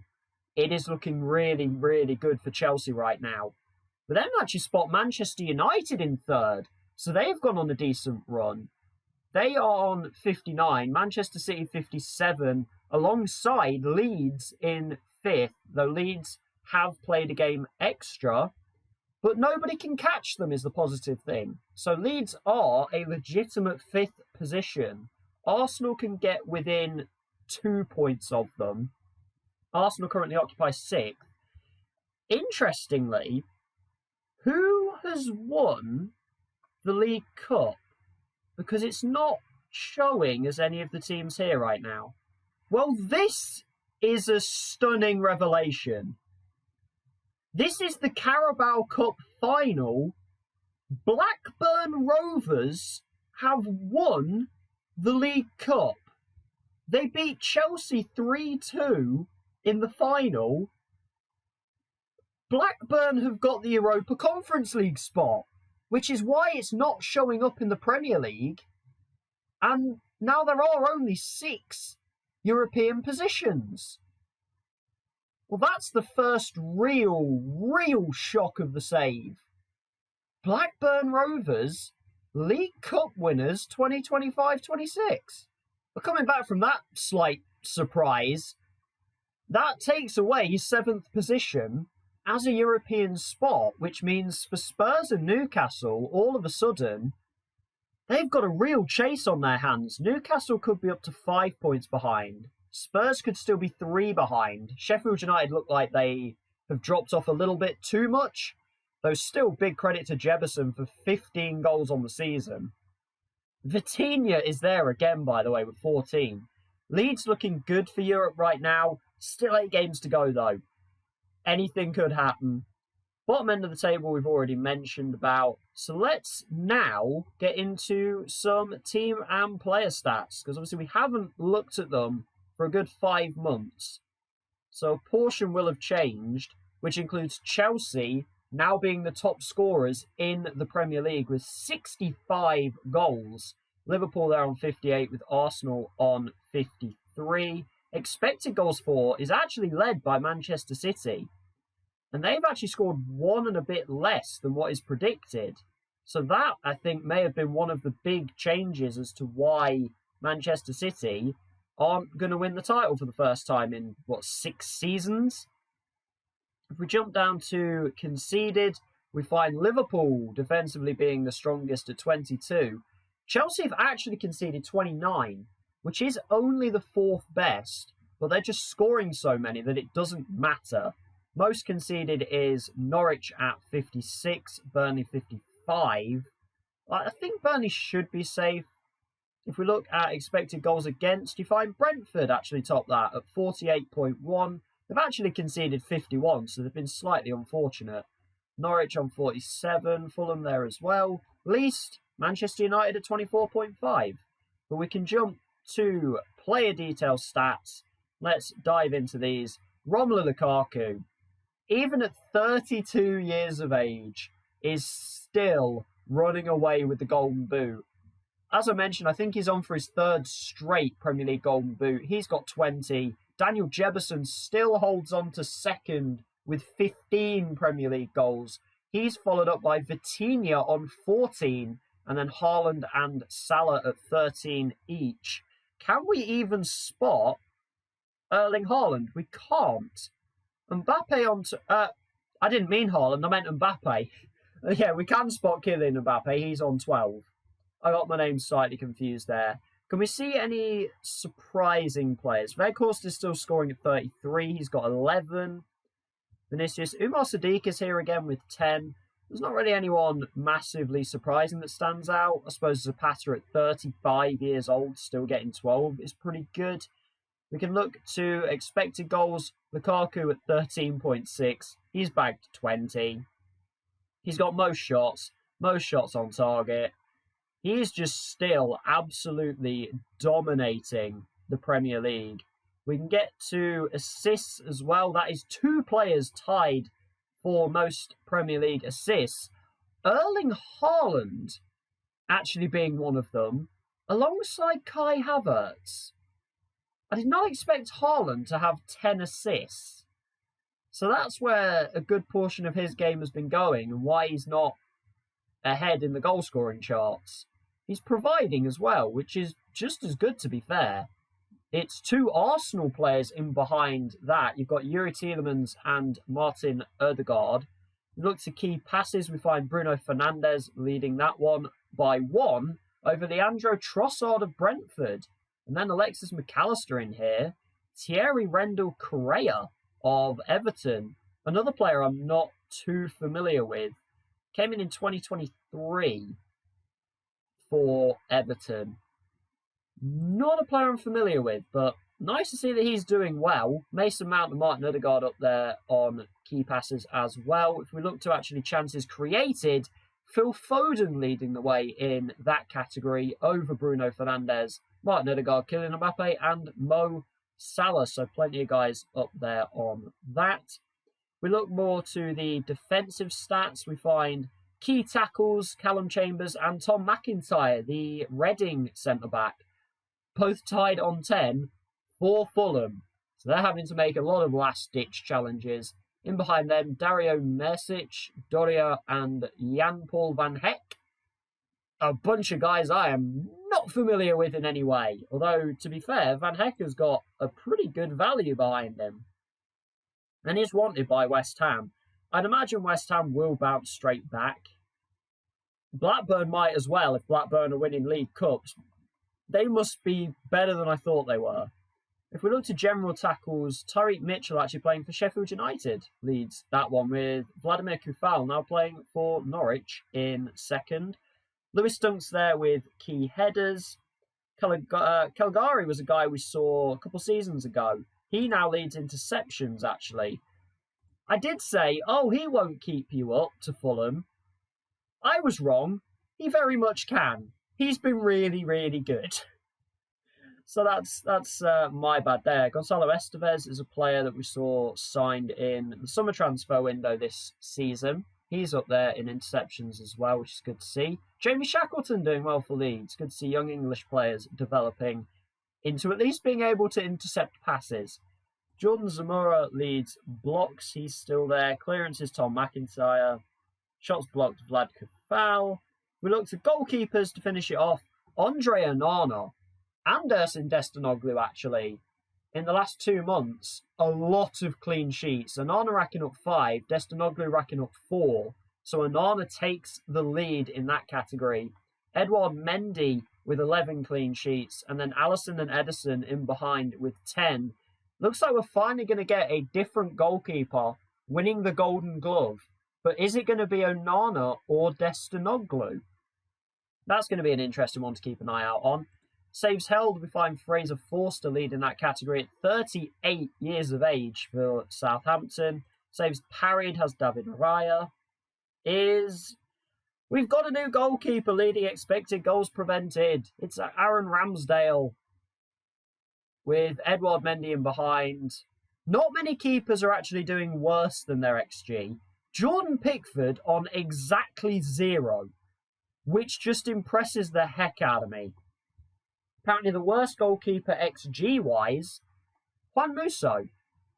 Although Kelleher's in this list, I can't imagine he's played all that many times.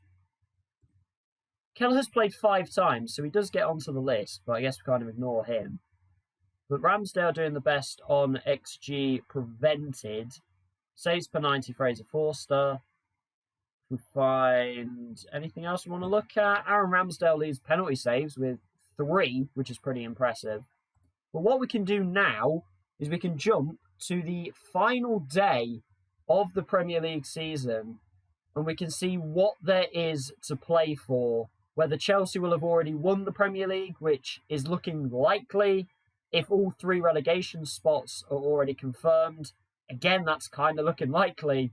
I think the main competition is going to be for the European spots.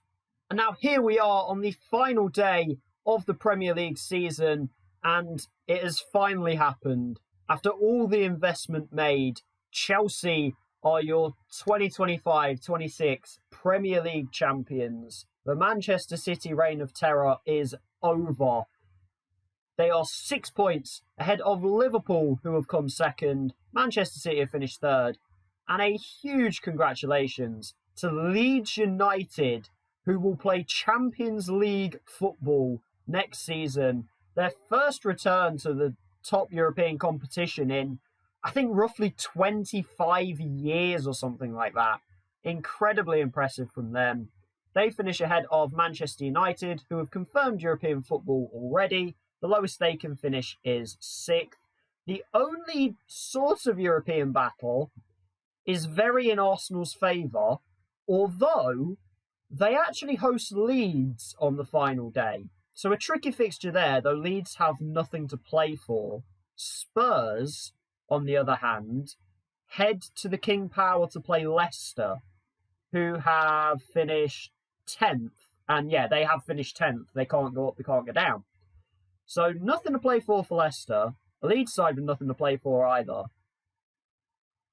Spurs would have to win, and Arsenal would have to lose, and there would need to be a 7-goal swing, so like a 4-0 win for Spurs and a 3-0 loss for Arsenal. It feels extremely unlikely, so I think Arsenal will be the second Premier League representative in the Europa League. Looking sort of through the middle of the pack, you've got a little bit of a kerfuffle between Villa, Everton, Wolves and Fulham for who finishes 11th down to 14th. Newcastle could technically get 7th. Not that it actually matters this season, unfortunately, because of Blackburn's Rogue League Cup win. And then we have the relegation battle. Norwich and Palace, long gone. They disappear. By the way, Renato Sanchez was playing for Norwich this season, which I found very weird. He didn't help. Norwich go down. Palace don't really put up much of a fight. There is a 4-way battle, technically. I don't think it's going to look like that, though. Brighton are the side in danger. Brighton have to win, but they host Crystal Palace. Now, Palace did beat Brighton first time around. We did mention that was Palace's only win in the first half of the season. Brighton have to win that game. It is very, very possible that happens. In which case, Southampton, with a 5 better goal difference, would need at least a draw. Southampton host Manchester United. So that seems like a probable loss for Southampton. There is a viable chance that Brighton do stay up here. On the absolute off chance that Southampton get a point, at least, against Manchester United, and Brighton beat Palace by a good 2 or 3 goals, that could drag Burnley or Brentford into the relegation talk as well. They play each other. So if one of them loses, there is a very, very outside chance that one of them goes down. Brentford have it trickier because they're at Turf Moor. So I think if either of them were to go down, it would be Brentford. I'm going to back it, and I'm going to say that Southampton are going to go down. I think Brighton will beat Palace, Southampton will lose to Manchester United, and then the Burnley-Brentford result won't matter. But in my prediction, the 3 sides that came up are going to go straight back down again. But let's go ahead. Actually, let's not go ahead yet. Any more manager changes? The answer is no going into the final day. So now, let's get ahead. Let's get to the end of the season. We're going to have a couple things to look at before we look at the league table. But we're going to see what happens on the final day. We have arrived at the 1st of June and we are done with the 2025-26 season. Our first port of call is to look at the Europa League, and this throws up a bag of spanners. Leicester City are Europa League champions. They beat Newcastle 4-3 in the quarterfinals. They take out Monaco 4-0 in the semi-finals, and a 1-0 win in the Europa League final over Manchester United with a goal from Wilfred Ndidi means that Leicester City will play Champions League football next season. Well, we need to find out what that means for the European spots, because we know Blackburn have got an EC2 spot. Leicester now turn no Europe at all into a Champions League campaign. Somehow, by the way. How did Man United not win that game? We'll ignore that, it's fine. But Leicester, well then, that makes things interesting. And it means another Europa League season for Manchester United, because they've finished either 5th or 6th. Is 6th even a Europa League spot now? Who knows? Moving ahead to the Champions League, and Chelsea have won it yet again. They went 1 year without winning it, where Liverpool won it, and England maintains the Champions League for every single season in this save so far, including the Quicksim season, which Chelsea won that one too. So looking at how the 4 sides that made the quarterfinals got on, the Chelsea-Liverpool game, obviously only one could advance. It was Chelsea in the end, 4-3. Manchester City actually went out in the quarterfinals as well. Little update on Manchester City. Jurgen Klopp has been sacked at the end of the season. So we will have a new Manchester City manager heading into the 26-27 season. They go out to Juventus 2-1. Juventus end up going out in the semi-finals to Barcelona. Arsenal managed to advance past RB Leipzig, so they were enjoying playing German opposition. However, they then ran into Chelsea in the semi-finals, and Chelsea ran over them 5-1. In the end, the Champions League final, relatively comfortable for Chelsea. They go 3-1. Vinicius Jr. with 13 goals, by the way. Griezmann actually gave Barcelona the lead in this game, but then a Romelu Lukaku double and a Vinicius Jr. goal on top of that. And then 2 injuries as well for Barca. Means Barca fall short, Chelsea win yet another Champions League. And a competition that we hadn't mentioned yet was the FA Cup, and Chelsea take home another trophy. They win the Premier League, they win the FA Cup, they win the Champions League, but they lose the League Cup final to Blackburn. I don't have an explanation. Kai Havertz gave Chelsea the lead. Romelu Lukaku pops in with yet another goal, and Alexis Saelemaekers ends up getting the third. Mason Mount actually does score, which is quite fun. Although it was a 90th minute consolation, I don't think it would have meant anything to him. But Chelsea, yet another trophy with the FA Cup. And with all that out the way, that means we can now look at the final Premier League table.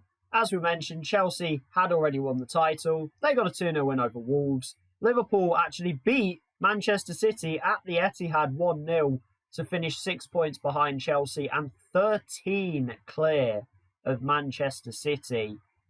Leeds end up losing on the final day, I believe. Yeah, they actually lost 3-1 at Arsenal. Not that that mattered. Manchester United did beat Southampton. They could only get within 2 points of Leeds. And they do stay ahead of Arsenal, which is at least nice for them. Spurs miss out on Europe yet again. And this time it kind of wasn't their fault. It's Chelsea's fault for letting Blackburn win the League Cup final. Spurs on the final day actually lost at Leicester.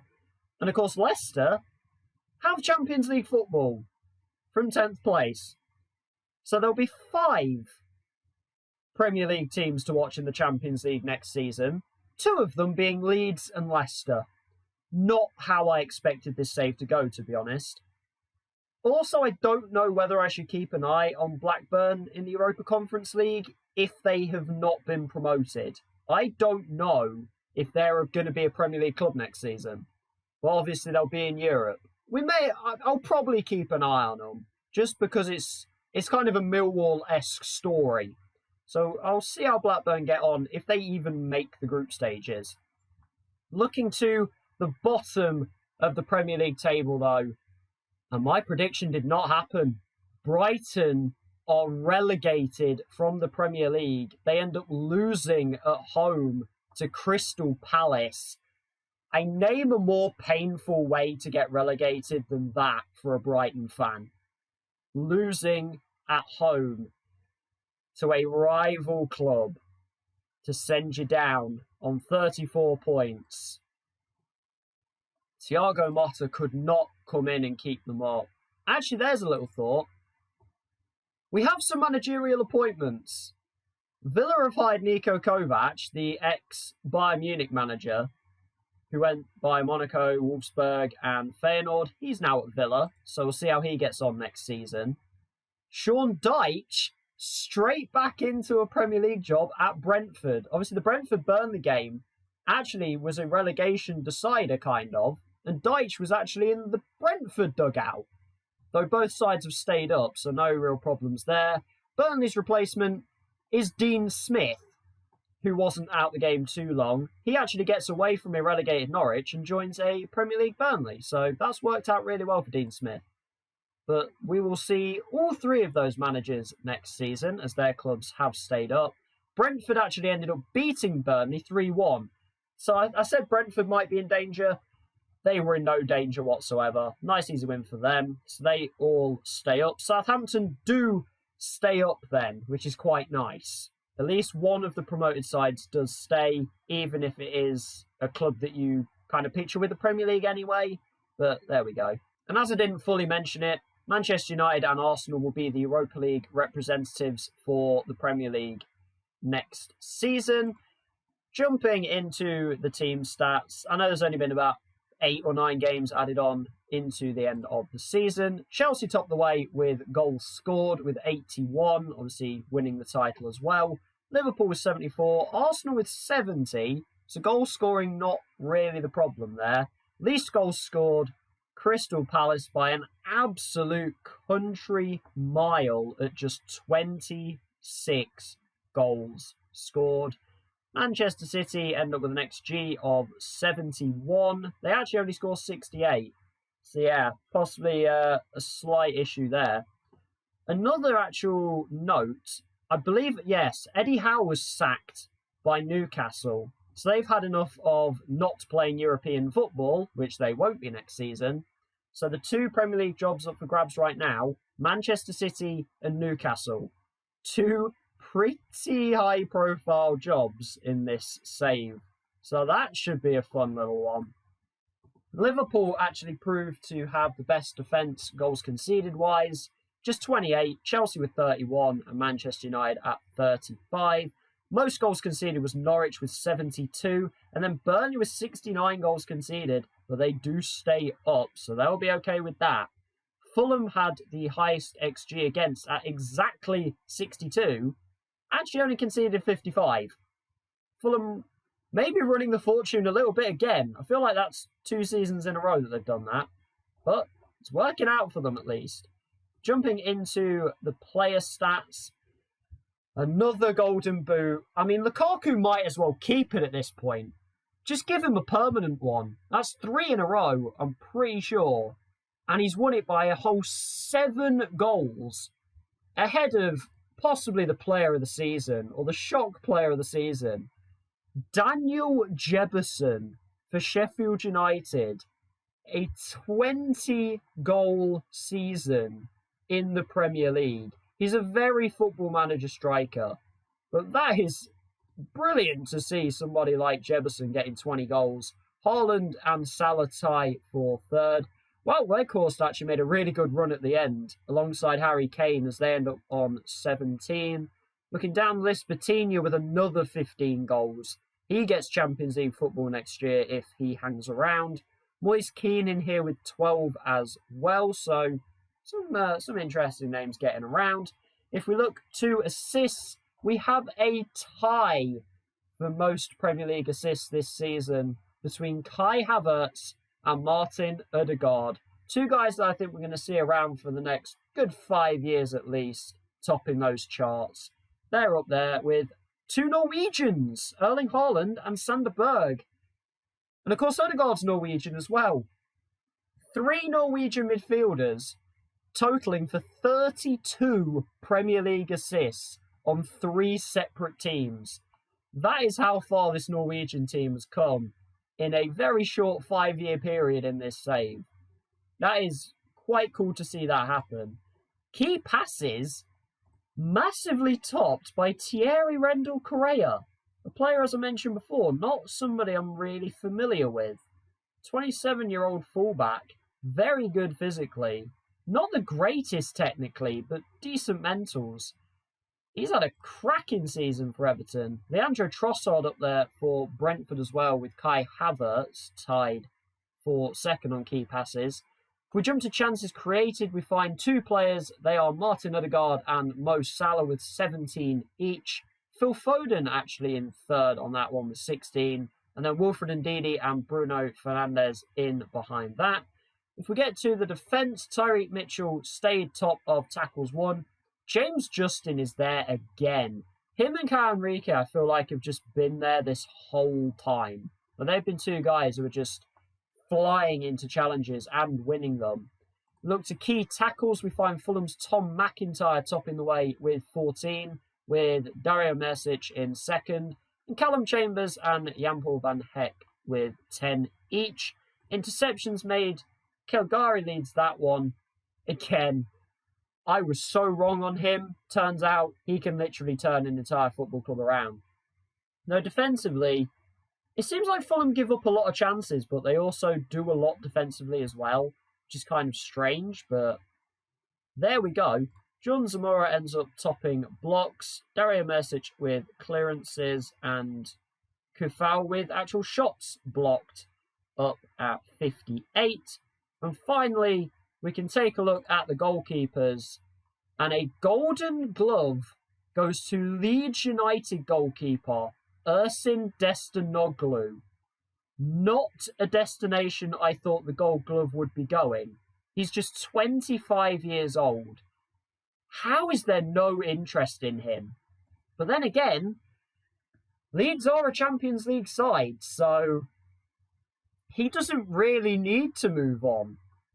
He's in a perfectly good position there. He gets 18 clean sheets.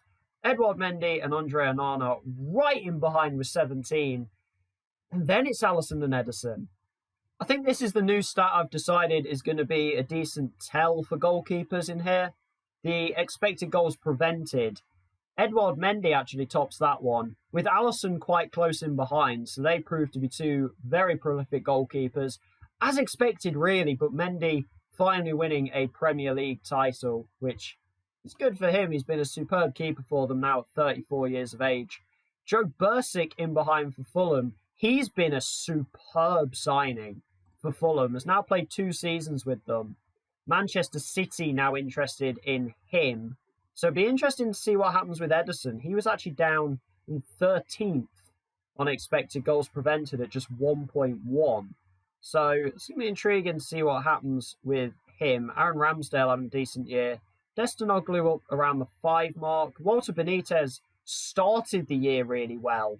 I think he may have slipped off slightly. Yeah, only slightly. He was up at 7.2 sort of halfway through the season, wasn't he? Ends up on a 7.04, so did go slightly down, but still a brilliant season from him. Brilliant season for Sheffield United as well, as they finished 9th in the end, top half finish. But that is where we draw to a close the 2025-26 season, our 4th simulated season in total. And Europe's going to be a hell of a fun one next season. 5 Champions League sides, including Leicester and Leeds. And then Manchester United and Arsenal Europa League. And Blackburn in the Europa Conference League. But Premier League-wise, Chelsea finally reached the top of the mountain for the first time in 9 years. Liverpool, now the next closest challenger under Pep Guardiola. Manchester City will be returning the challenge with a new manager. And Leeds United may be the new power force to join the Big Six. It's very, very intriguing. It's setting up for a very fun season next year. And if you have enjoyed, please do subscribe, like, share, whatever you think is best to do to get the videos out there. Next season will be coming up in the next few days, so I hope you enjoy it, and catch you in the next one.